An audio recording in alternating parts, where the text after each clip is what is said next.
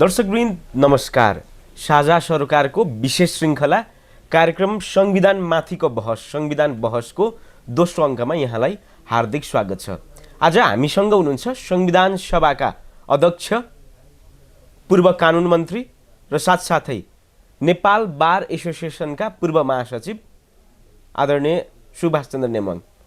स्वागत छ सर कार्यक्रममा। हजुर, धन्यवाद। आरामै हुनुहुन्छ? नमस्कार। हामी संविधान दिवसको छेडमा छौँ, संविधान दिवस मनाउने क्रममा छौँ। आज संविधान दिवस मनाउँदै गर्दा 78 सालको संविधान दिवससम्म आइपुग्दा यहाँले त्यो हिजोको छेडलाई चाहिँ कसरी स्मरण गर्नुहुन्छ? धेरै मेहनतबाट र धेरै ठुलो सङ्घर्ष पश्चात अन्ततः हामीले संविधान सभा मार्फत संविधान निर्माणको कामलाई सम्पन्न गर्न सफल बन्यो। एकपटक होइन, दुई पटक संविधान सभाको निर्वाचन गर्नु पर्यो र यो जनताकै सङ्घर्षको कारण, जनताको निरन्तरको प्रयासको कारण यसो गर्नमा हामीलाई सफलता प्राप्त भयो र आज हामी त्यो संविधान सभाबाट बनेको संविधानलाई कार्यान्वयन गर्ने क्रममा आज हामी यो ठाउँमा आइपुगेका छौँ र अहिले हामी संविधानको कार्यान्वयनको चरणमा छौँ र कतिपय प्रसङ्गहरू उठेका छन्, त्यो आफ्नो ठाउँमा छ। तर समग्रमा अहिले संविधान अन्तर्गत जनता सबल भएका छन् र यो संविधानलाई कार्यान्वयन गर्दै हामी अगाडि बढिरहेका छौँ। यहाँ आफैले पनि भन्नुभयो अघि, 2 पटक निर्वाचन हुनु पर्यो संविधान सभाको। 2 पटकसम्म 601 को जम्बू टोलीको चिफ पाइलट भएर काम गर्नुभयो 2 कार्यकाल चिफ पाइलटको रूपमा। पहिलो कार्यकालले त नतिजा दिन सकेन, दोस्रो कार्यकालले पनि निकै कठिनताका बावजुद नतिजा दिने काम गर्यो, संविधान दियो। त्यो पहिलो कार्यकालको विघटन, दोस्रो कार्यकालभित्र पनि निस्केका विभिन्न उतार चढाव, राजनीतिक दलबीचको असहमति, संसद भवनभित्रका केही दृश्य, पार्लियामेन्टभित्रको र संविधान असोज 3 गते राष्ट्रपति डाक्टर रामवरण यादवबाट घोषणा हुँदै गर्दा आएको क्षण, त्यो सबैलाई चाहिँ स्मरण कसरी गर्नुहुन्छ? मैले छोटकरीमा सुरुमै भने त्यो निकै ठुलो सङ्घर्षको परिणाम थियो। त्यसको लागि नेपाली जनताले निरन्तर प्रयास गर्नु पर्यो, निरन्तर दबाब दिनु पर्यो र हामी यो ठाउँमा आइपुगेका हौँ। देशमा संविधान सभाकै निर्वाचन 2 पटक हुनु यो आफै त्यसको परिचायक हो, यो विश्वकै उदाहरण हो। यसरी 2 पटक संविधान सभाको निर्वाचन गरिनु भनेको यो हाम्रै लागि यो एउटा उदाहरण हो। पहिलो संविधान सभा 2 वर्षको लागि गठन भएको थियो, तर म्याद थप्दै लगेर 4 वर्ष पुग्यो। 4 वर्षमा कामै नभएका होइनन्, महत्त्वपूर्ण कामहरू भए, उपलब्धिहरू भए, तर संविधान निर्माणको काम सम्पन्न हुन सकेन र संविधान नबनिकनै त्यो संविधान सभा विघटन भयो, त्यसलाई विघटन गरियो। अर्को संविधान सभाको निर्वाचन हुनको लागि, आधार तयार गर्नको लागि केही समय लाग्यो। देश झन्नै झन्नै अप्ठ्यारोतिर जाला कि जस्तो स्थिति भयो। बाधा अड्काउ मार्फत सर्वोच्च अदालतका प्रधान न्यायाधीश मन्त्री परिषदको अध्यक्ष हुन आइपुग्नु भयो। यो सबै प्रसङ्ग हामीले सम्झेर हेऱ्यौँ भने कस्तो अप्ठ्यारो स्थितिबाट हामी गुज्र्यौँ भन्ने कुरा हामी देख्न सक्छौँ। तर मैले अघि नै भने, निरन्तरको जनताको दबावले गर्दा आखिरमा फेरि संविधान सभाको दोस्रो निर्वाचन सम्पन्न भयो र त्यो निर्वाचनबाट आएको संविधान सभाले, पहिलो संविधान सभाले प्राप्त गरेका उपलब्धिहरूसँग जोडिएर संविधान सभाबाट अन्ततः देशले सङ्घीय लोकतान्त्रिक गणतन्त्र, धर्मनिरपेक्षता, समावेशिता सहितको समाजवाद उन्मुख संविधान बनाएरै छाड्यो। संविधान सभाको अध्यक्ष सुभाषचन्द्र नेवाङलाई र त्यतिखेरको प्रधानमन्त्री सुशील कोइरालालाई विभिन्न दृष्टिकोणले विभिन्न कोणबाट चाहे छिमेकी मुलुकबाट चाहे आफ्नै मुलुकभित्रका अन्य राजनीतिक शक्तिहरूबाट एक खालका दबाब त आयो नि संविधान जारी गर्ने क्रममा। त्यसलाई मैले दबाब आए भनेर भनिरहँदा मैले त्यो भन्ने ठाउँ छ कि छैन मलाई? निश्चय पनि त्यति बेला यस्ता प्रयासहरूको हामीले व्यापक चर्चा सुनेका हौँ। त्यस्ता कुराहरू आएका हुन्, त्यसको बारेमा सार्वजनिक टिप्पणीहरू पनि भएका हुन्। तर एउटा कुरामा मलाई विश्वास छ, त्यो के हो त भन्दा देश एकताबद्ध हुनुपर्छ, हामी आपसमा एकताबद्ध हुनुपर्छ। त्यसो भयो भने कसैले पनि हाम्रो मामलामा हस्तक्षेप गरेर पनि हामीलाई कुनै सफल गन्तव्यमा पुग्नबाट रोक्न सक्दैन। आफ्नो थैली दह्रो राख्नु, अरूलाई चोट नलगाउनु भन्छन् नि, त्यस कुरामा मलाई विश्वास छ। त्यसैले प्रयासहरू भएका हुन्। हाम्रो संविधान जारी गर्ने कुरालाई अलिक ढिलो गरौँ न पनि भनिएको हो। मलाई विश्वास छ त्यो केही दिन मात्रै ढिलो गरेको भए फेरि के हुन्थ्यो थाहा छैन। त्यसैले हामी सबै दलहरू एक ठाउँमा उभिएर अन्ततः हामीले समयमा संविधान जारी गऱ्यौँ र खुसीको कुरा त्यो संविधान अहिले सबैले स्वीकार पनि गरेको अवस्था छ। हामीले संविधान जारी गर्न भन्दाका केही अगाडिको क्षणहरूलाई हेर्ने भने भदौको 18 गते भारतीय राजदूतले पत्र पनि काटेको छ, अब्जेक्सन जनाएको छ नेपालको संविधानको सन्दर्भमा। र यहाँ संविधान सभाको अध्यक्ष हुनको हैसियतले बारम्बार यहाँसँग दबावमूलक भेटवार्ता गर्ने कोसिस गरेको छ। त्यो विभिन्न कठिनताहरूको बीच पनि सफल अवतरण त गर्न सके भन्ने लाग्छ नि है आज? त्यस कुरामा विवादै छैन, हामी सफल रह्यौँ। एउटा कुरा हाम्रो प्रष्ट मान्यता रहेको हो। त्यति बेलाको म एक दुईवटा प्रसङ्ग सम्झाउन चाहन्छु। त्यति बेला मैले विश्वभरिका हाम्रा मित्रहरू कूटनीतिज्ञहरूलाई बेला बेलामा एक ठाउँमा जम्मा गरेर हामीले निमन्त्रणा गरेर हामीले आग्रह गरेका थियौँ, आग्रह गर्ने गर्थ्यौँ, तपाईँहरूको शुभकामना रहोस्, तपाईँहरू हामीलाई सहयोग गर्नुहोस्, हामी आफ्ना विज्ञहरू मार्फत संविधान बनाउन सक्षम छौँ, हामी त्यही गर्दैछौँ, त्यही गर्छौँ, हामीले आग्रह गरेका थियौँ। र मलाई खुसी लागेको छ कि सार्वजनिक रूपमा सबैले हामीलाई सहयोग गर्नुभएको हो। एउटा कुरामा हामी प्रष्ट थियौँ, त्यो के हो त भन्दाखेरि सार्वभौम सत्ता सम्पन्न नेपाली जनताको तर्फबाट संविधान सभाले संविधान बनाउने जुन जिम्मेवारी ग्रहण गरेको छ त्यो हाम्रै विषय हो, हाम्रो मामला हो। यसमा कसैको पनि कुनै पनि ढङ्गले उहाँहरूले हामीलाई प्रभावित गर्ने प्रश्नै आउँदैन। यो कुरामा हामी एकदमै प्रष्ट थियौँ।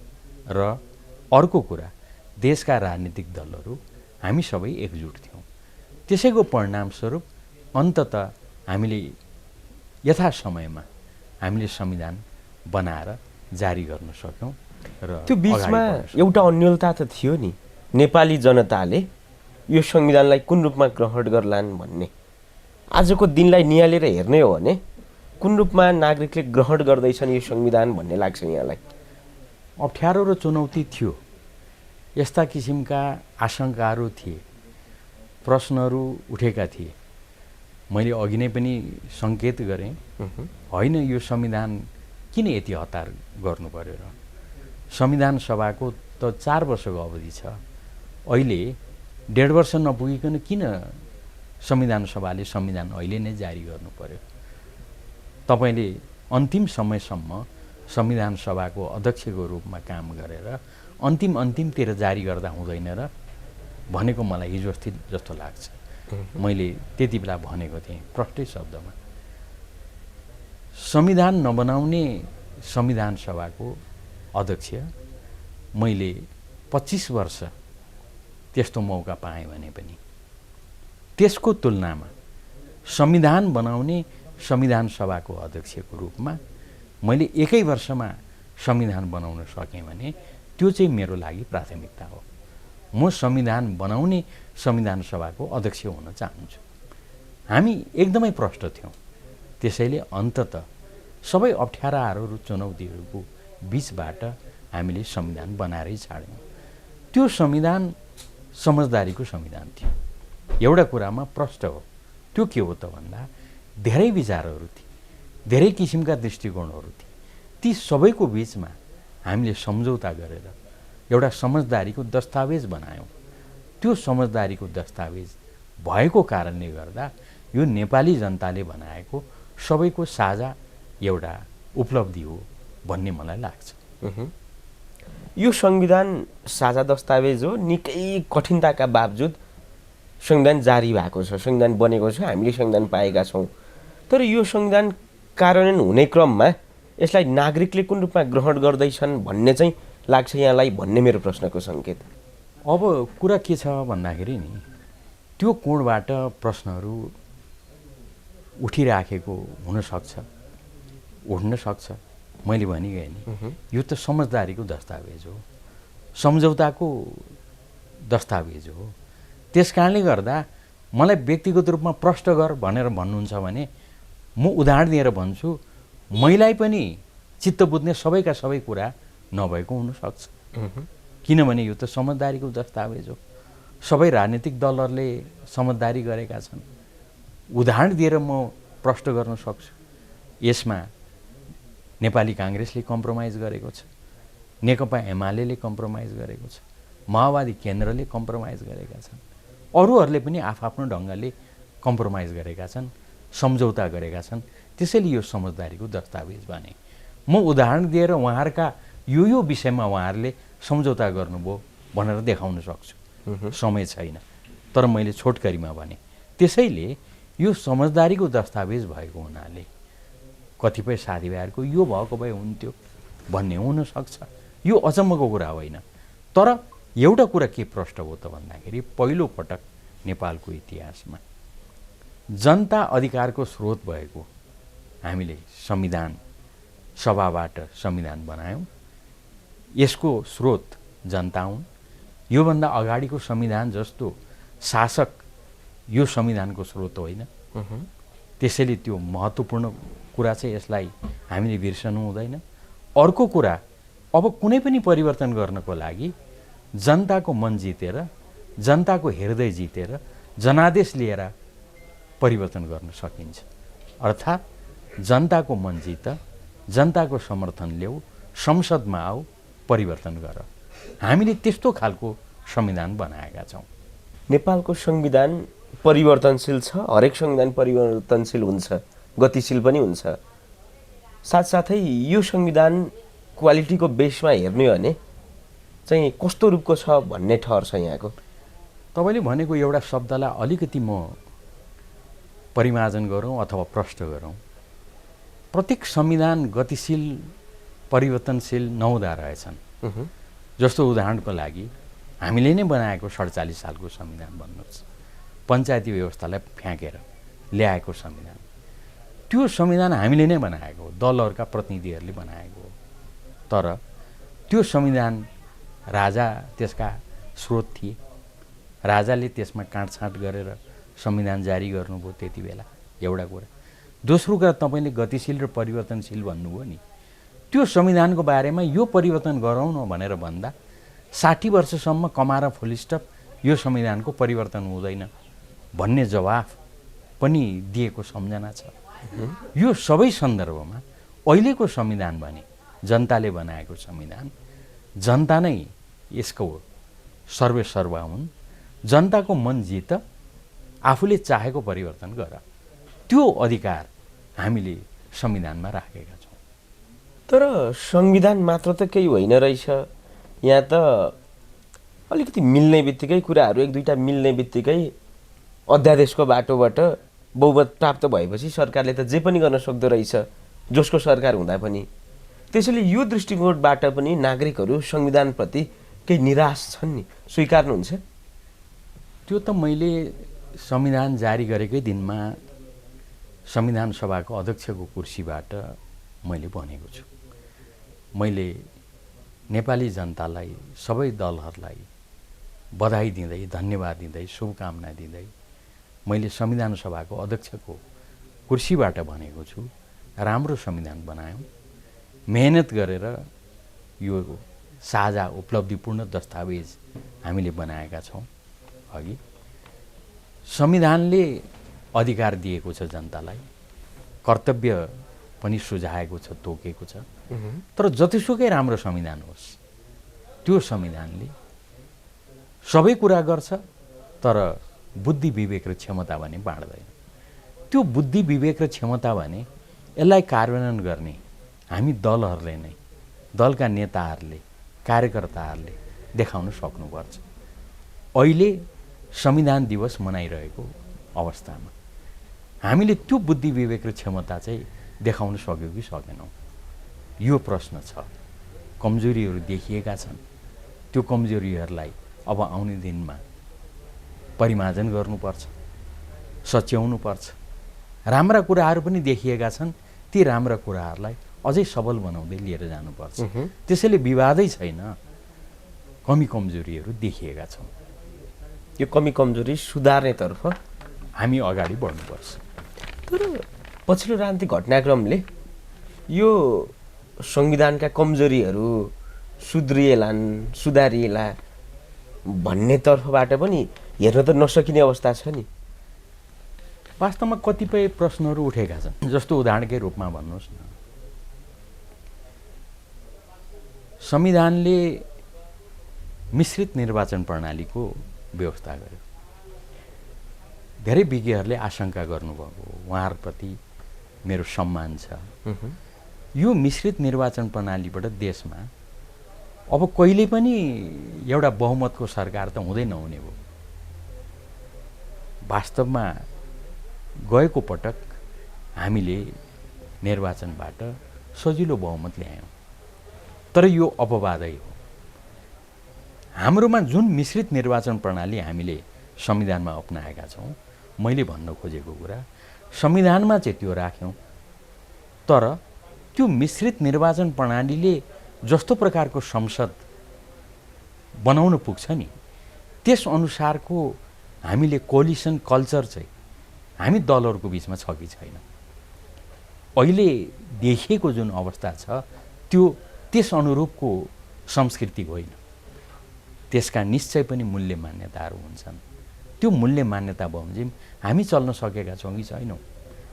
केही अप्ठ्याराहरू छन्, केही चुनौतीहरू छन्, कमी कमजोरीहरू छन्, र त सरकार बनेको 60 दिनसम्म पनि मन्त्री परिषद विस्तार हुन सक्दैन।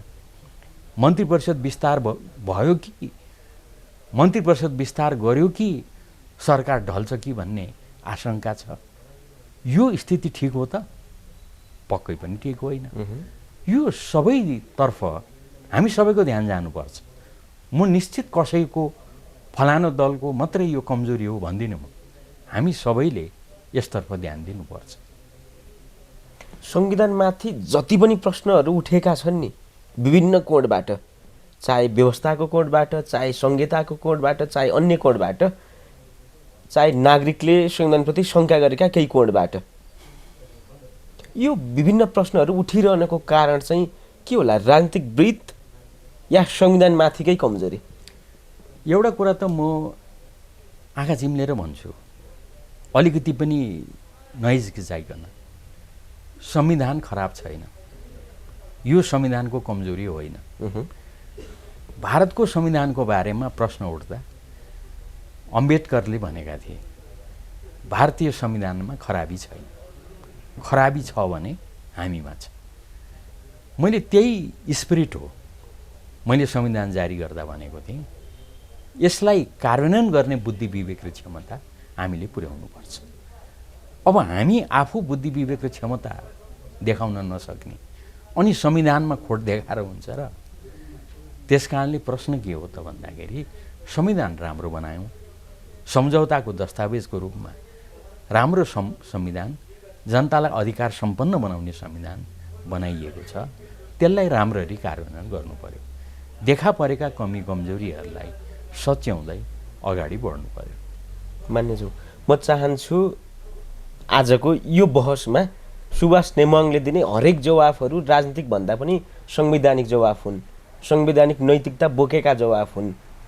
त्यसैले मेरो प्रश्न, तपाईँ संविधानमाथि प्रश्न गर्ने हिसाबमा त हुनु नै हुन्न, किनभने तपाईँको नेतृत्वमा हुन्छ भन्नेले हुन्छ भन्नुहोस्, हुँदैन भन्नेले हुँदैन भन्नुहोस् भनेर तपाईँले त्यो एउटा नेतृत्व गरेर संविधान लेखिएको, त्यो तपाईँको नेतृत्वमा जारी भएको संविधान। त्यसैले तपाईँ संविधानमाथि प्रश्न उठाउने पक्षमा त हुनुहुन्न, तर यद्यपि प्रश्न तपाईँकै दलभित्रबाट संविधानमाथि प्रश्न उठिरहेछ, अन्य दलभित्रबाट संविधानमाथि प्रश्न उठिरहेछ। यसको कारण चाहिँ के लाग्छ तपाईँलाई? मैले यथार्थ कुरा गरिरहेको छु। मैले सबैलाई भनिरहेको छु, संविधानमा खोट छैन, संविधानमा कमी कमजोरी छैन। मेरो नेतृत्वमा संविधान सभाले संविधान बनाएको हुनाले यो भएको हो म भनिरहेको छैन। यो संविधान बनाउनमा यो देशका सबै राजनीतिक दलहरू, म जोड्न चाहन्छु, हाम्रो संविधान सभा साँच्चीकै समावेशी संविधान सभा थियो। सबै हिसाबले राजनीतिक रूपमा हेर्नुहोस् त 31वटा भन्दा बढी राजनीतिक दलहरूको उपस्थिति थियो। पञ्चायती निरङ्कुशतामा काम गरेका साथीभाइदेखि त्यसको विरुद्धमा लडेका राजनीतिक दलहरूसम्म, र यो परिपाटीले यो ढङ्गले हुँदैन, युद्धद्वारा नै परिवर्तन गर्नुपर्छ भनेर सशस्त्र युद्धमा होमिएका साथीहरू, सबै प्रकारका साथीहरूको संविधान सभामा उपस्थिति थियो। त्यो उपस्थितिबाट समझदारीमा, सम्झौतामा यो संविधान बनेको, यो कुरालाई हामीले बिर्सनु हुँदैन। र मैले अघि भने त्यो के हो त भन्दा, आन्दोलनभन्दा अगाडि जनताले एउटै प्रश्न गरेका थिए हामीलाई, जहाँ जाँदा पनि, तिमीहरू 9 वर्ष 10 वर्ष बिराएर फेरि आन्दोलन गर्नु पर्यो भन्छौ, सहयोग माग्न आउँछौ, तर प्रजातन्त्रको लागि, शान्ति स्थापनाको लागि कहिले पनि आन्दोलन गर्नु नपर्ने स्थिति कहिले आउँछ? हामीले भन्यौँ अब यसपटक आउँछ। संविधान सभाबाट संविधान बनाइन्छ, जनतालाई अधिकार सम्पन्न तुल्याइन्छ, त्यसपछि फेरि कहिले आन्दोलन गर्नु पर्दैन, हामीले भनेका थियौँ। मलाई राम्रोसँग सम्झना छ। त्यसैले मैले अघि छोटकरीमा भने, अब कुनै परिवर्तन चाहियो, मन लाग्यो भनेदेखि जनतामा जानुहोस्, जनताको मन जित्नुहोस्, आशीर्वाद लिनुहोस्, जनादेश लिनुहोस्, त्यसको आधारमा संसदमा पुगेर आफूले चाहेको परिवर्तन गर्नुहोस्। तर यो संविधान पनि लामो समय टिक्दैन, यो पनि अन्तर्मी संविधानकै रूपमा रहन्छ नेपालको संवैधानिक इतिहासमा भन्ने चर्चा त छ नि, यहाँले यो भनिरहँदा। होइन, त्यस्तो चर्चा गर्ने, त्यस्तो कल्पना गर्ने, त्यस्तो सपना देख्न पाउने अधिकार त हामीले नै दिलाएका छौँ नि। अब हिजो जस्तो अलिकति सपना देख्यो भने राजकाज मुद्दा लाग्ने अवस्था छैन। समाजमा सबै एक हुनुपर्छ भनेर भन्दाखेरि सजाय हुने व्यवस्था छैन अहिले। हामीले सरकारले छरछिमेकमा गएर घुँडा टेक्यो कि भनेर पर्चा छर्ने एकजना विद्यार्थी म पनि हुँ। त्यति बेला मलाई 7 महिना कैद गरियो। त्यति गरे बापत सरकारले कतै घुँडा टेक्यो कि गलत पो काम गर्यो कि भनेर प्रश्न उठाउँदा, अब अहिले त्यस्तो अवस्था छैन। हामीले त त्यो अवस्था ल्याएका छौँ नि, जनतालाई हामीले अधिकार सम्पन्न बनाएका छौँ।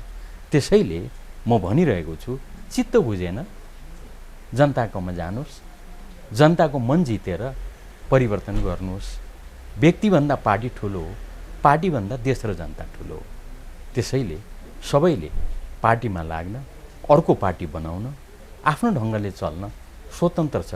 त्यो अधिकार सम्पन्न हामीले गराएका छौँ। केही रेकर्डेड अभिव्यक्तिलाई हेर्ने हो भने संविधानप्रति यहाँकै विचार, यहाँकै दृष्टिकोण पनि फरक आयो नि। त्यो कहिले पनि फरक आएको छ। राजनीतिक परिवेश अनुसार गरिने संविधानको व्याख्या फरक हुन्छ हो। तपाईँले भनेको कुरालाई सबभन्दा पहिले म सच्याइदिन्छु, मेरो विचार कहिले पनि फरक आएको छैन। मैले संविधान निर्माणको ताका, त्यस पछाडि मैले जे बोलेको छु त्यही बोलेको कुरा अहिले पनि बोलिरहेको छु। तर पछिल्लो राजनीतिक घटनाक्रममा त यहाँले हिजो संविधान सभाको अध्यक्ष भएर बोलिरहेका कुरा, हिजो त्यतिखेर गरिरहेका परिकल्पना र अहिले पछिल्लो राजनीतिक घटनाक्रम पछाडि यहाँले बोलिरहेको कुरामा त विवाद छ नि, फरक छ नि। यो विषयमा यस्तो बोलिस् पहिला, अहिले चाहिँ यस्तो बोल्नुभयो भनेर देखाउँदा राम्रो हुन्छ। होइन भने कल्पनाको कुरा गर्नुलाई मैले उत्तर दिनु अप्ठ्यारो हुन्छ। यस्तो संविधानको सवालमा यस्तोसम्मको परिस्थिति सिर्जना भयो कि संविधानको नजाने सामान्य कुटो कोदालो गर्ने नागरिकले पनि धारा 76 को प्रत्येक उपधाराहरू आम नागरिकलाई कण्ठ छ। अलिकति फरक मत त यहाँको धारा 76 को उपधाराको सवालमा पनि देखियो नि। तपाईँले केलाई लिएर चाहिँ मेरो मत भन्नुभयो मलाई थाहा छैन। तपाईँलाई सम्झाइदिउँ, सायद तपाईँले अलिकति बिर्सिनुभयो कि सर्वोच्चमा प्रथम संसद विघटनको बारेमा मुद्दा पर्नुभन्दा अगाडि मैले पत्रकारहरूको बिचमा बोलेको जुन कुरा थियो त्यो कुरामा त्यति बेला मैले जुन बोलेको छ त्यो कहिले पनि म परिवर्तन भएको छैन। त्यस कुरालाई लिएर हाम्रो प्रधानमन्त्री मेरो पार्टीको अध्यक्षसँग यसबारेमा त मेरो राय हो है प्रधानमन्त्रीज्यू, यसो गर्नु ठिक हुँदैन भन्ने मान्छे हो म त्यसैमा अडिग छु। जब मुद्दा परेपछि सर्वोच्च अदालतमा जब मुद्दा परेपछि त्यो विषय विचाराधीन हुनु पुग्यो सर्वोच्च अदालत। त्यसैले सर्वोच्च अदालतमा विचाराधीन विषयमा अब म बोल्दिनँ भनेर मैले भने। र मैले के भने पत्रकारहरूलाई भन्दा यसबारेमा सर्वोच्च अदालतले मुद्दा फैसला गरेको भोलिपल्ट मलाई भेट्नुहोस्, फेरि म मेरो कुरा भन्छु। मैले भनेको थिएँ अब कहाँ परिवर्तन भयो। त्यति बेला केही साथीहरूले प्रचार गर्नुभयो, सुभाष मौन बस्यो भनेको सर्वोच्च अदालतमा विचाराधीन विषयमा बोल्नु हुँदैन भनेर बसेँ। केही साथीहरू प्लेकार्ड छातीमा झुन्ड्याएर सर्वोच्च अदालतको अगाडि उभिनुभयो, नारा जुलुसहरू भए। यो गर्नु हुँदैन भन्ने मान्छे हो म चाहिँ, पक्षमा पनि विपक्षमा पनि। सर्वोच्च अदालतलाई उसको क्षमतामा मलाई विश्वास छ। उसले जे गर्छ ठिक गर्छ भनेर बस्ने मान्छे हो। मैले त संविधान मान्यज्यू यहाँले यो भनिरहँदा मैले प्रश्न राजनीतिक गरेँ, तर तपाईँबाट जवाफ संवैधानिक जवाफ नै अपेक्षा गर्छु म। दोस्रो पटकको संसद विघटनलाई जसरी अदालतले उल्टाइदियो र परमादेशबाट सरकार जारी गर्नुपर्ने अवस्थासम्म सर्वोच्च अदालत बाध्य भयो या सर्वोच्च अदालतको त्यो चाहना थियो, त्यसमा म जान चाहन्न, हाम्रो बहस त्यतातिर होइन। तर सर्वोच्च अदालतले एक खालको निर्णय गरिसके पछाडि सर्वोच्चको प्रधान न्यायाधीशको पुतला जलाउने, सर्वोच्चप्रति विरोध गरेर अभिव्यक्ति दिने कामहरू त तपाईँकै दलभित्रबाट भयो नि। भलै त्यो सुभाष नेमाङले गर्नु भएन, तर तपाईँको दलभित्रबाट त भयो नि त्यो कुरा।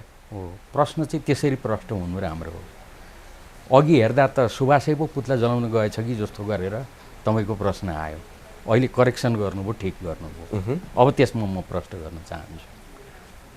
सम्मानित सर्वोच्च अदालतले दोस्रो पटक विघटन बारेमा जे फैसला गर्यो, एउटा कुरा जोडिदिउँ, यही विघटनको बारेमा पनि मेरो आफ्नो राय थियो। मैले प्रधानमन्त्रीजीसँग भनेको छु, मेरो पार्टीको स्थायी कमिटी समक्ष मैले आफ्नो कुरा राखेको छु। प्रधानमन्त्रीज्यूले यसपटक मेरो चाहना होइन बाध्यतावश मैले विघटन गरेँ भन्नुभएको छ। जे होस्, सर्वोच्चमा फेरि गयो, सर्वोच्चले यसलाई पुनस्थापित गर्यो। पुनस्थापित मात्रै गरेन,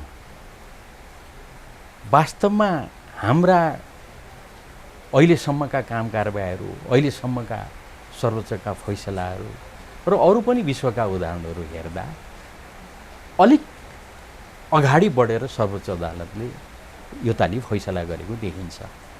त्यसैले हामीले भन्यौँ र त्यो यथार्थ कुरा भन्यौँ, सर्वोच्च अदालतको परमादेशबाट स्थापित भएको सरकार, संसदबाट होइन, जनताको जनादेशबाट होइन। प्रधानमन्त्री केपी ओली जनताको जनादेशबाट निर्वाचित भएर आएको, तर उहाँलाई हटाएर नयाँ प्रधानमन्त्री सर्वोच्चको आदेशबाट स्थापित भएको। सर्वोच्च अदालतले गर्न सक्थ्यो, के गर्न सक्थ्यो त भन्दा पुनस्थापित गर्दै प्रधानमन्त्री केपी ओलीलाई विश्वासको मत लिन लगाएर उहाँ विश्वासको मतमा फेल हुँदा अर्को प्रधानमन्त्री संसदको प्रक्रियाबाट चुनिन्थ्यो। त्यति बेला त संसदबाटै आएको भनेर हामी भन्थ्यौँ। तर यसपटक के भयो त भन्दा सर्वोच्च अदालतले नै परमादेश जारी गरेर अहिलेका प्रधानमन्त्रीलाई प्रधानमन्त्री बनाउने काम गर्यो। यो कुराबाट निश्चय पनि कतिपय साथीभाइहरू उद्वेलित हुनु त्यो अचम्मको कुरा होइन। त्यसलाई लिएर प्रतिक्रिया व्यक्त हुन्छन्। सबैले मै जस्तो अपेक्षा नराख्नुहोस्, म जस्तोसुकै अवस्थामा पनि एउटा ढङ्गले चलाउँला। र प्रधानमन्त्री केपी ओलीले पनि फैसला आएको 1 मिनटमा आफ्ना असहमतिहरूका बिचमा, असहमतिहरूका बावजुद सर्वोच्च अदालतको फैसलालाई म कार्यान्वयन गर्छु भन्नुभयो। हामी त्यसतर्फ गयौँ। तर केही साथीभाइहरूले विरोध गरे, त्यसमा विवाद छैन। त्यो विरोधसँग सिङ्गो पार्टीलाई जोडेर यो पार्टी त यस्तो हो नि भनेर भन्न मिल्छ र? त्यो त अन्याय हुँदैन? कुरा भनेको म अलिकति परिवेश बदल्न चाहेँ, संविधानभित्र समावेश भएका केही विषयवस्तुहरूतिर म जान चाहेँ। हामीले संविधानमा 2063 सालको अन्तर्निम संविधानलाई पनि हामीले त्यसमा त राख्यौँ त्यो विषयलाई। तर त्यो संविधान अन्तर्निम संविधान भएको कारणले र नागरिकको प्रतिनिधिबाट नबनेको कारणले त्यो संस्थागत भइसकेको थिएन। तर हामीले ती कुराहरूलाई 72 सालको संविधानबाट संस्थागत गर्ने काम गऱ्यौँ। संविधानमा जसरी हामीले समावेश गरेको सङ्घीयता, धर्मनिरपेक्षता, यी विषयहरूमा त विभिन्न सवाल उठेका छन् नि। यो सवालप्रति चाहिँ यहाँको धारणा के छ? एउटा कुरो के म प्रश्न गर्न चाहन्छु त भन्दा, संविधानमा राखिएका जुन व्यवस्थाहरू छन् त्यसको बारेमा प्रश्न उठ्नुलाई अचम्म मान्नु हुँदैन। लोकतन्त्र हो, लोकतन्त्रमा यस्ता विषयहरू उठ्छन्। फेरि मैले अघि नै भने मानिसहरूमा परिवर्तनको चाहना हुन्छ, कतिपयलाई यही कुरामा पनि परिवर्तन गरौँ भन्ने लागेको हुनसक्छ। त्यसैले प्रश्न उठ्नु आफै अचम्मको कुरा होइन। तर हामीले एउटा कुरा के बुझ्नुपर्छ भन्दा, यो जनताले बनाएको संविधान हो, संविधान सभाले बनाएको संविधान हो। सङ्घीय लोकतान्त्रिक गणतन्त्र, धर्मनिरपेक्षता, समावेशिता, यसको आधारमा समाजवाद उन्मुख हामीले संविधान बनाएका छौँ। तर यसप्रति कतिपयको मतान्तर हुनसक्छ। यो पछिल्लो समय त जब चुच्चे नक्सा हामीले संविधान संशोधन गरेर समावेश गरेका छौँ नि, ऐतिहासिक काम गरेका छौँ, त्यो काम गरिरहँदा यो देशका सम्पूर्ण राजनीतिक दलहरू एक ठाउँमा उभिएर संविधान संशोधनलाई सर्वसम्मतिले पारित गरेका छन्। अर्थात् यो थोरै समयमा देशको संविधान सर्वसम्मतिबाट स्वीकृत भएको छ। हामी छेउको छिमेकी भारतलाई हेरौँ त, 10 वर्षभन्दा बढी समय त दक्षिण भारतले भारतको संविधानलाई स्वीकार गरेन, जबकि हाम्रोमा यति चाँडो सिङ्गो देशले यो अहिलेको जनताले बनाएको संविधानलाई स्वीकार गर्यो।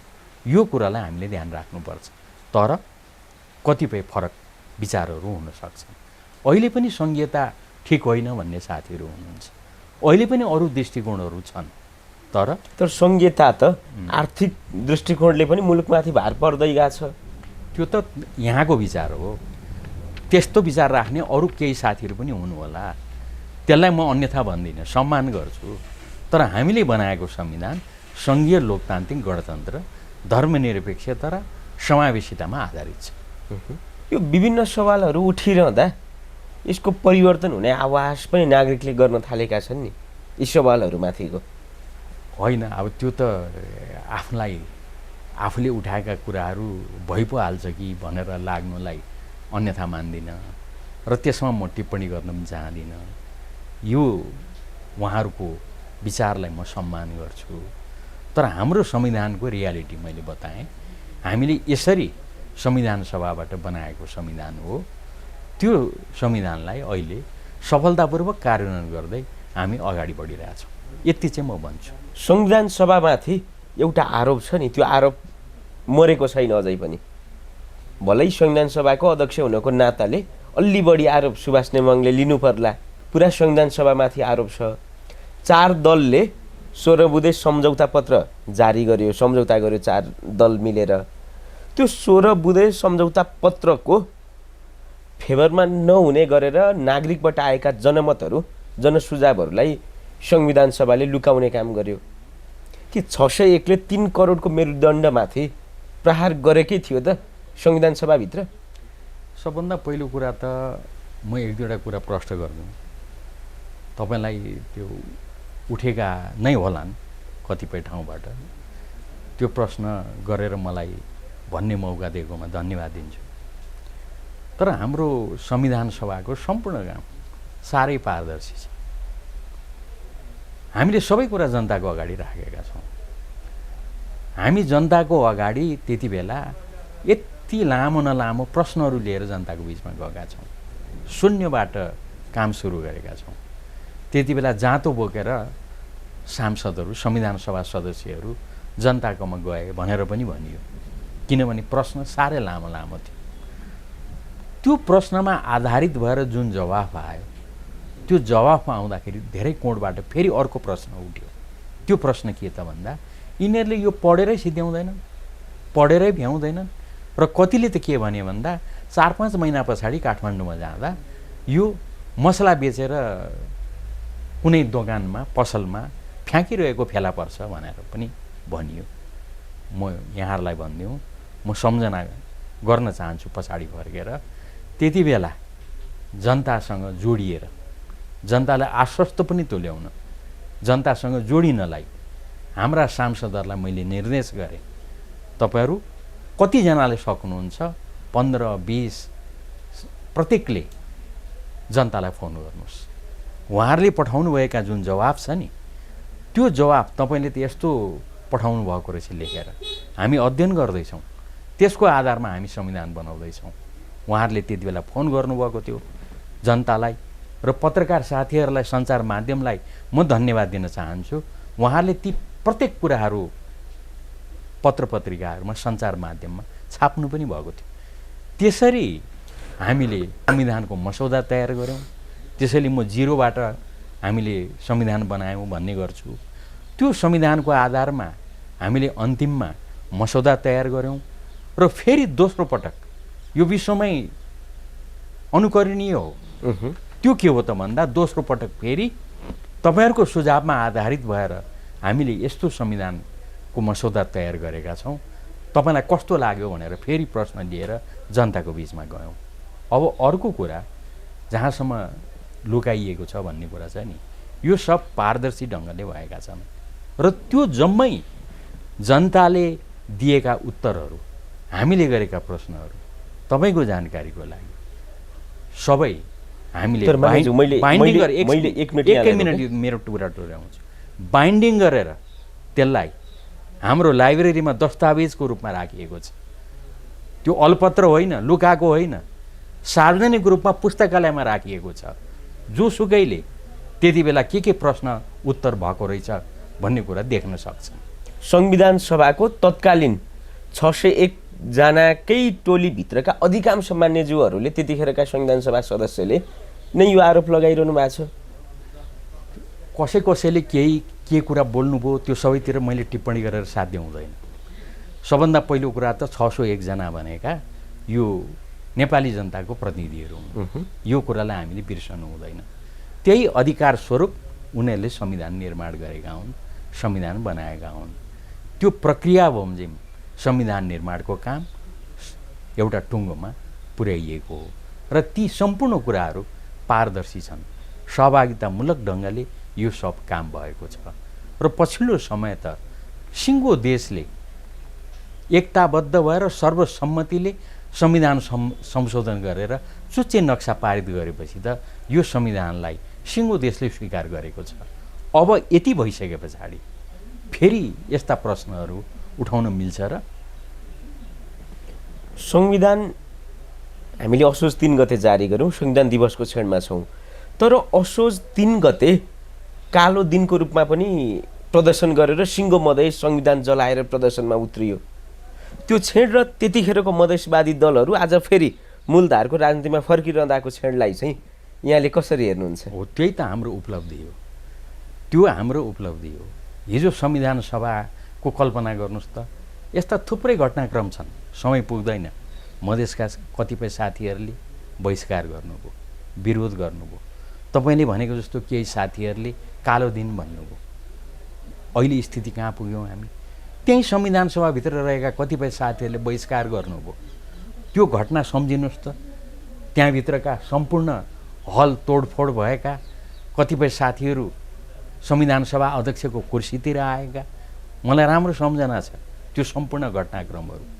त्यो ठाउँबाट आखिरमा सिङ्गो संविधान सभालाई एकजुट बनाएर 90% भन्दा बढीको हस्ताक्षरबाट हामीले संविधान जारी गऱ्यौँ भने केही साथीहरूले जो बहिष्कार गर्नुभएको थियो उहाँहरू पनि अहिले सर्वसम्मतिबाट संविधानको प्रक्रियामा आउनुभयो। त्यसैले सिङ्गो देशले स्वीकार गर्यो। अनि तपाईँले विशेष जुन मधेसको चर्चा गर्नुभयो, मधेसका साथीहरू त हेर्नुहोस् त, हिजो मधेसलाई छुट्याउनुपर्छ भन्ने साथीहरू अहिले यो संविधान अन्तर्गत मूल प्रक्रियामा आउनुभएको छ। सिङ्गो मधेस एकजुट भएको छ।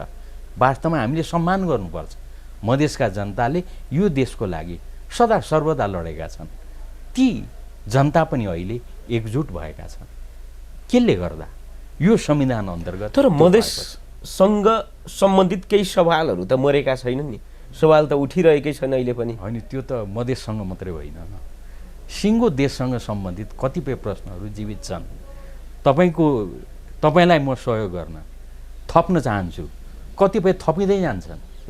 त्यो भएन भनेदेखि त कसरी समाज अगाडि बढ्छ र? त्यसै गरेर यो संविधान पनि त्यसै अनुसार परिमार्जन हुँदै जानुपर्ने जान्छ। त्यो जाने बन्दोबस्त गरेका छौँ। परिवर्तन भएन, परिमार्जन भएन, रिजिट भयो भनेदेखि त त्यो संविधान काम लाग्दैन। त्यो कुरालाई, अनुभवलाई ध्यानमा राखेर हामीले यो संविधान परिवर्तनशील बनाएका छौँ। त्यस कारणले तपाईँले जे प्रश्न राख्नुभयो नि त्यो एकदम जायज छ। त्यसैमा मैले थपेँ, त्यही कुरालाई ध्यानमा राखेर हामीले परिवर्तनशील संविधान बनाएको। अब अलिकति सिद्धान्तका कुराहरू, व्यवहारका कुरामा जान चाहे, संविधानसँग रिलेटेड। हामीले संविधान बनायौँ, नागरिकलाई संविधान दियौँ, तर संविधान बाँच्नै दिन सकेनौँ भन्ने कुराको तपाईँहरूलाई आभास हुन्छ आजको दिनमा? अब यो चाहिँ के हो त भन्दाखेरि नि, प्रश्नहरू नउठ्ने ठाउँ कहीँ पनि हुँदैन, प्रश्नहरू उठिरहन्छन्। त्यो सन्दर्भमा हामीले छलफल गर्दै, व्यवहारमा त्यसलाई परिमार्जन गर्दै अगाडि बढ्दै जानुपर्ने हुन्छ। त्यस कारणले म के भन्छु भन्दाखेरि, हामीले संविधान साह्रै मेहनत गरेर एउटा सम्झौताको दस्तावेजको रूपमा बनाएका छौँ, परिवर्तनशील बनाएका छौँ। जनतालाई मन जितेर जुनसुकै प्रकारको परिवर्तनलाई संविधान मार्फत आत्मसात गर्न सकिने अवस्था बनाएका छौँ। त्यसैले कहीँ कतै कमी कमजोरी देखियो भने त्यसलाई सच्याउँदै अगाडि बढौँ। मान्यज्यू, आज एकदम स्पष्ट भनिदिनुहोस् न, हामी संविधान बहसमा छौँ, हामीले संविधानवाद चाहिँ प्राप्त गरेका छौँ या छैनौँ? मैले त छोटकरीमा जम्मै उत्तर दिएँ त। सम्झौताको दस्तावेजको रूपमा परिपक्व संविधान बनाएका छौँ। कहीँ कतै कमी कमजोरी लाग्यो आउने दिनहरूमा भने त्यसलाई सच्याउँदै अगाडि बढौँ। सच्याउने प्रक्रिया भनेको जनताको मन जितेर त्यसो गर्न सकिन्छ। त्यसैले ठ्याक्कै तपाईँलाई लाग्यो यो ठाउँमा यो भएको छ नि त भन्यो, ठिक छ, अगाडि आउनुहोस्, जनताको मन जितौँ, अगाडि बढौँ। यहाँलाई मेरो अन्तिम प्रश्न, कतिपय अवस्थामा संविधान आफै प्रष्ट नहुने, कार्यपालिकाले मैले संविधान सम्बन्धी यो निर्णय गरेको हुँ भनेर निर्णय गर्ने र कार्यपालिकाले गरेको त्यो निर्णयलाई तिमीले संवैधानिक निर्णय गरेनौ, तिमीले संविधान मिच्यौ भनेर न्यायालयले उल्टाइदिने, त्यो निर्णय भत्काइदिने। र न्यायालयले हाम्रो संविधानमा हामीले अन्तिम व्याख्याता संविधानको भनेर त सर्वोच्च अदालतलाई लेखेका छौँ।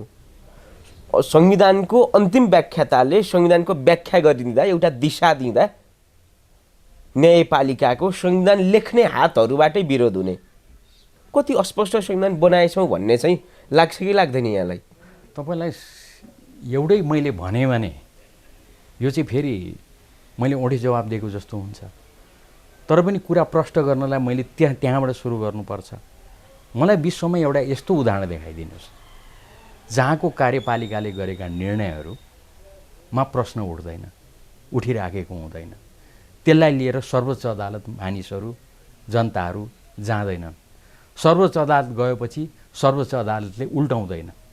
त्यस्तो उदाहरण देखाइदिनुहोस्, कहीँ पनि छैन। त्यो अचम्मको कुरै होइन। न्यायपालिका आफ्नो ठाउँमा बस्छ, आफ्नो काम गर्छ, कार्यपालिका आफ्नो ठाउँमा बस्छ, आफ्नो काम गर्छ। यो कुरा त विकसित अमेरिका जस्ता देशहरूमा पनि यो प्रश्न अहिले पनि उठिराखेका छन्। त्यसैले त्यस्तो कुरा कुनै भयो भनेदेखि यो सबै कुरा बिग्रियो, आकाश पो खस्यो भन्ने होइन। ठिक यही कुरा हाम्रोमा पनि हो। जस्तो हाम्रोमा अलिक बढी राजनीतिक दलहरूको बिचमा यो चल्छ, कुनै कुरा चित्त बुझेन, भनेदेखि ल यहाँ त पुरै प्रतिगमन नै भयो भनिदिइहाल्ने पनि चलन हुन्छ। तर अचम्मको कुरा होइन, कार्यपालिकाले निर्णय गरेका हुन्छन्, सर्वोच्च अदालतमा विषयले प्रवेश गरेका हुन्छन्, सर्वोच्च अदालतलाई हामीले व्याख्याता भनेका छौँ, सर्वोच्च अदालतले निर्णय गरेर त्यसलाई सच्याइरहेको हुन्छ। कतिपय अवस्थामा सर्वोच्च अदालतले गरेको त्यो निर्णयमा पनि चित्त नबुझिरहेको हुन्छ। यस्ता कुराहरू भनेको त अचम्मको कुरा होइन। यसले कहाँ संविधानले कमजोरी गर्यो भन्ने देखाउँछ। बरु के देखाउँछ त भन्दा चेक एन्ड ब्यालेन्स सबै व्यवस्था त रहेछ त, कहीँ कतै कमजोरी भयो भने सर्वोच्चले करेक्सन गर्ने रहेछ। त्यो पनि भएन, अन्तिममा त जनता सर्वोच्च संस्था छ। सबै चिजको दुधको दुध पानीको पानी गर्ने त जनता हो नि। त्यसैले हामीले ठ्याक्कै मिति नै राखौँ कि भन्ने थियो, तर हामीले धेरै छलफल गऱ्यौँ, यो चाहिँ अलिक व्यवहारिक हुँदैन कि भनेर मिति नै चाहिँ राखेनौँ। तर हामीले भन्यौँ आवधिक निर्वाचन, ठ्याक्कै त्यो निर्वाचनमा जनताको बिचमा जाँदा जनताले सबै हिसाब किताब गर्छ। मैले जतिसुकै तपाईँसँग कुरा गरौँ न, मेरो दलले जतिसुकै कुरा गरोस्, जनताले त हामीसँग त हिसाब लिन्छ त। त्यो हिसाबको आधारमा जनताले आफ्नो निर्णय गर्छ। त्यसपछि त दुधको दुध पानीको पानी हुन्छ। जनताले जिताए फेरि सरकारमा पुगिन्छ, जनताले जिताएनन् भनेदेखि प्रतिपक्षमा बसिन्छ। यो त हामीले त ठिक परिपाटी बसाएका छौँ भन्ने मलाई लाग्छ। मैले अन्तिममा सुभाष नेमाङलाई निकै जवाफ दिन अप्ठ्यारो प्रश्न सोधेँ। संविधानसँग केही विमति यहाँको होला नहोला, तर यदि विमति रहेछ, केही कुरासँग यहाँलाई नै चित्त बुझेको रहन्छ भने मलाई मेरो पदीय मर्यादाले, मेरो संवैधानिक नैतिकताले गर्दा संविधानप्रति यो कुरामा अब्जेक्सन छ भनेर भन्न मिलेन। तर केही कुराहरू मलाई पनि चित्त बुझाएको छैन भन्ने सवालहरू छन्। सिद्धान्त मैले अघि नै भने मेरा पनि कतिपय विमतिहरू रहेका थिए होलान्, तर यो हामीले समझदारीको दस्तावेजको रूपमा बनायौँ। समझदारीको दस्तावेजको रूपमा बनाउनु भन्नुको अर्थ के हो त भन्दा हामी सबै दलहरू मिलेर यतिको कुरामा समझदारी राख्दा यसले देश र जनताको हित गर्छ भनेर हामीले समझदारी राख्यौँ। त्यसैले जुन कुरामा समझदारी गरिसकेको छ नि, त्यो कुराबाट अब मैले चाहिँ यो त मेरो चित्त बुझेको थिएन भनेर मैले भनिरहनु ठिक हुन्छ र भनेको। देशको लागि ठिक हुन्छ भनेर हामीले समझदारीको दस्तावेज जारी गरेका हौँ। तपाईँ संविधान सभाको अध्यक्ष हुनकै हैसियतले मात्रै संविधान पूर्ण रूपमा ठिक छ त भन्दै हुनुहुन्न नि? पदीय मर्यादाले दिएन। मैले जे कुरा भनिरहेको छु नि, संविधानको हकमा यही कुरा ठिक हो। मैले अम्बेडकरको पनि उदाहरण दिएँ, नेपालको मैले उदाहरण दिएँ। त्यस कारण कुरा के हो त भन्दा मूल कुरा भनेको त्यसको कार्यान्वयन ठिक ढङ्गले गर्नु भएन भने जतिसुकै राम्रो संविधान बनाओस् त्यसको अर्थ हुँदैन। राम्रो ढङ्गले कार्यान्वयन गर्नुहोस् न, त्यो महत्त्वपूर्ण कुरा हो। त्यसैले मेरो त के आग्रह छ त सबै दलहरूलाई, त्यसभित्र म पनि पर्छु। त्यो के हो त भन्दा राम्रोसँग संविधानलाई कार्यान्वयन गरौँ, देश र जनताको हितमा गरौँ। अरू सबै कुरामा झगडा गरौँ, तर संविधानलाई ठिक ढङ्गले कार्यान्वयन गर्ने कुरामा, देश र जनताको हितमा कार्यान्वयन गर्ने कुरामा भने सबै दलहरू एक ठाउँमा उभियौँ। यसो गर्यो भने मलाई लाग्छ राम्रो हुन्छ। संविधान दिवसको दिनमा म त्यही आग्रह गर्छु र यही प्रतिबद्धता हामी सबैले गऱ्यौँ भने मलाई लाग्छ यो राम्रो कुरा हो। यो महत्त्वपूर्ण समय र संवादको लागि यहाँप्रति आभारी छौँ। सूत्र टिभीको तर्फबाट यहाँलाई पनि संविधान दिवसको शुभकामना।